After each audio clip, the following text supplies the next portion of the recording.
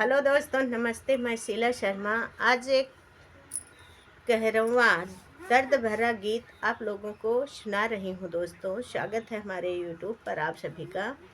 और फुल आवाज करके दोस्तों इस गीत को सुनना।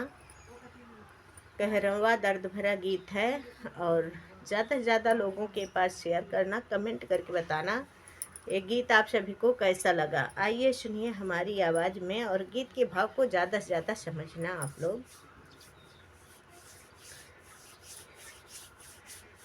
अपने भाभी से एक ननद शिकायत कर रही है। सुनिए इस गीत के भाव को समझिए।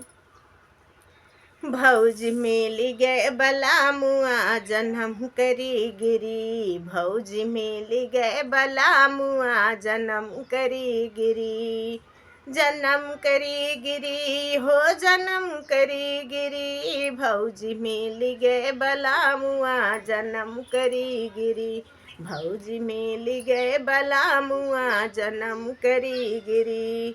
नाही दे तेल साबुन ना कौनो सिंगारवा, नाही दे तेल साबुन ना कौनो सिंगारवा, ना कौनो सिंगारवा भौजी ना कौनो सिंगारवा, घरवा में मारे मोर पकड़ के झोटवा, घरवा में मारे भौजी मोर पकड़ के झोटवा, भौजी मिल गए बला मुआ जन्म करी गिरी, भौजी मिल गए बला मुआ जन्म करी गिरी, जन्म करी गिरी हो जन्म करी गिरी, भौजी मिल गए बला मुआ जन्म करी गिरी।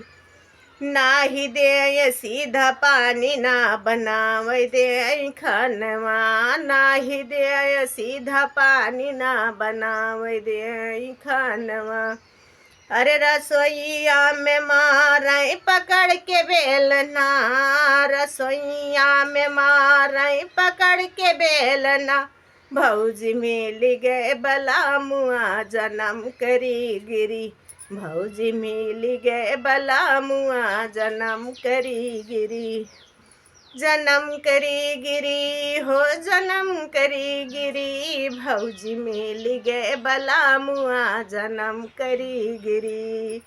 नाही दे साड़ी लूगा ना कौनो चुनारिया, नाही दे साड़ी लूगा ना कौनो चुनारिया, ना कौनो चुनरिया भौजी ना कौनो चुनारिया, ना कौनो चुनरिया भौजी ना कौनो चुनरिया, अरे घरवा में मारे भौजी उघार के पीठिया, घरवा में मारे भौजी उघार पीठिया, भौजी मिल गए बला मुआ जन्म करी गिरी, भौजी मिल गए बला मुआ जन्म करी गिरी, जन्म करी गिरी हो जन्म करी गिरी, भौजी मिल गए बला मुआ जन्म करी गिरी।